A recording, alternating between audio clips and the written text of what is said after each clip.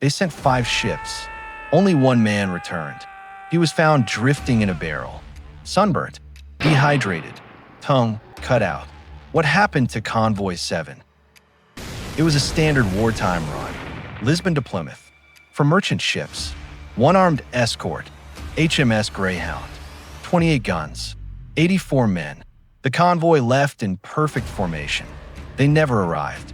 No wreckage was found, no distress signal, no reports of attack, not a scrap of canvas, not a piece of wood, just one barrel, and one man inside it. His name was Ellis Crane, 19 years old, ship's cook. When pulled aboard a patrol sloop, he was clutching a sealed bag. Inside, a parchment signed by a name no one recognized, and one line written in blood. They opened the escort's hold. The Greyhound wasn't supposed to carry anything unusual, just powder, rations, mail. But one day before departure, 2 sealed crates were loaded under heavy guard. No manifest, no inspection. The order came directly from the Admiralty. The captain protested. He was told, escort the shipment, deliver it intact, ask no questions. So he didn't. On the 3rd night, the lookout went missing. His post empty, lantern swinging, no sound. A search turned up nothing, not even his boots. Only a message carved into the helm rail. Port is not safe. Keep moving. On the 4th night, the merchant ship Halberd veered off course. No signal, no turn orders. It just broke formation and drifted into the fog. When the Greyhound turned to follow, the fog swallowed both. Only the sound of cannon fire was heard. 1 minute, then silence. The remaining ships tried to hold course, but something was wrong.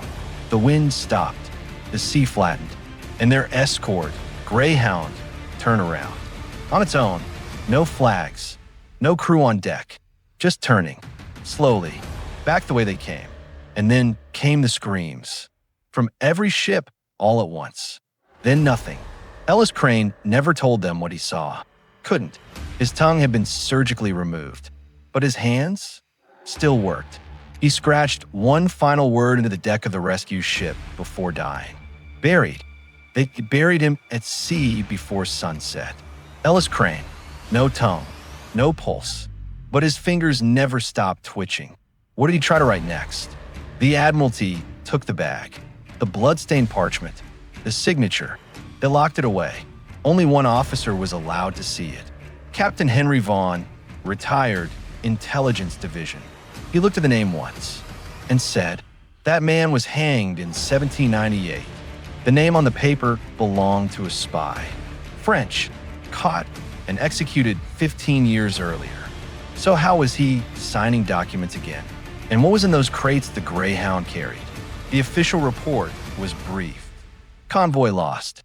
No hostile contact. Natural causes. No mention of sealed cargo. No mention of Ellis Crane. His family never received his pay. His name never appeared on the crew list. As if he was never there. But someone kept digging. A clerk at the Portsmouth archives. He found a forgotten memo and signed, dated a week before departure. It contained just one instruction. If compromised, sink the escort. Do not recover. He shared it with one man, a naval historian. The historian published a footnote. Not an article, a footnote. It said, Convoy May 7th have involved non-military assets, possibly related to what went missing in Toulon, 1810. 2 days later, his study caught fire. He died in his sleep, smoke inhalation. His door was locked from the outside. No one mentioned Toulon. Not out loud. Not after what happened. Because in 1810, a French convoy vanished too. 3 ships, 1 courier, found 1 year later, stuck in ice off Norway. Perfectly intact. No crew. Just a sealed crate with British markings. Inside, nothing. Nothing but a single line etched into the wood. You cannot deliver what belongs to the deep. The British never confirmed if it was the same cargo. But in a closed-room session of Parliament, one phrase was recorded in minutes. Convoy 7 was never meant to arrive, only to disappear. The French Navy had a name for it. Not the cargo, not the crates. They called it l'objet des eaux, The object of the waters. A classified French memo from 1813 surfaced in Marseille. Stamped Trèfle Rouge, red clover. That was their term for missions not meant to succeed. It referenced a shipment intercepted near Gibraltar. Cargo marked British intelligence. Destination unknown. The courier ship sank without battle. No cannon fire, no enemy contact, just silence. Divers found it days later, still afloat, but upside down, and nailed to the hull, from the inside, a piece of parchment, written in water-stained French. They made us carry it. We never knew what it was, but it knew us. The British claimed it was fabricated, but the handwriting matched a French admiral who died in 1809. His signature verified. His last post, Toulon, same as the shipment that disappeared. Back in London, pressure mounted. One MP, Thomas Reddick, demanded answers. He delivered a private address to Parliament. The public deserves to know why 5 British ships were erased from our records. His speech was struck from the record. The next day, he was found dead in his study. Suicide, they claimed, but his final note read, "You can't kill a ship that never docked." The Admiralty turned to denial. They erased Convoy 7 from all logs. No mention in shipping manifests. No names, no ships, no trace. But one officer, drunk, dying, left behind a confession. They buried it under the waterline, somewhere between Lisbon and open sea. But that wasn't deep enough. And still, sightings continued. Merchant captains spoke of a black escort ship, sails torn, drifting silently through calm waters. One claimed it followed his ship for 6 hours, never closed the distance, never fell behind. When he raised a spyglass, he saw crew on deck, frozen, staring, not breathing. He turned course. He never sailed again. On his deathbed, he whispered, "I saw the Greyhound. It wasn't gone. It was waiting." In 1835, they tried to bring it back. Not the ship, the cargo, and something came up with it. It was a silent operation, un marque d'hiver, night launch, no records. Coordinates were pulled from a surviving log fragment.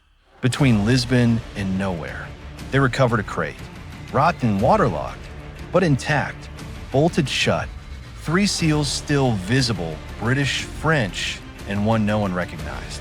A blank iron stamp, scorched around the edges. They opened it on a tug just off Gibraltar. Inside, not documents, not gold, not weapons. Empty, except for one thing. The inside of the lid had words carved deep from the inside out. "Why would you bring me back?" 2 divers went missing the next day. They never left the ship. Their suits were found in their bunks, perfectly folded, still damp. One lantern burned out. The other was missing. The crate? Resealed. No one admitted touching it. The Admiralty ordered it dropped back into the sea. Too late. By then, for officers had handled the crate. 2 went silent. One tried to flee the country. And one, Rear Admiral Lyle, turned in his commission and wrote just one line in his resignation. "I won't deliver it again." But someone did.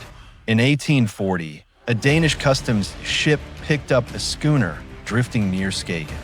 No crew, no poppers, no name, just a single crate tied to the mast with chain. They brought it ashore. That night, the customs house burned to the ground. No record survived, only a report from one surviving officer. The box wasn't empty anymore, so they stopped retrieving them, stopped chasing ships, stopped asking questions. But the sightings kept coming. Always the same story.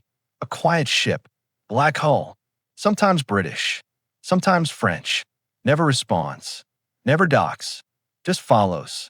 One sailor said it best. It doesn't want to be opened. It wants to be carried.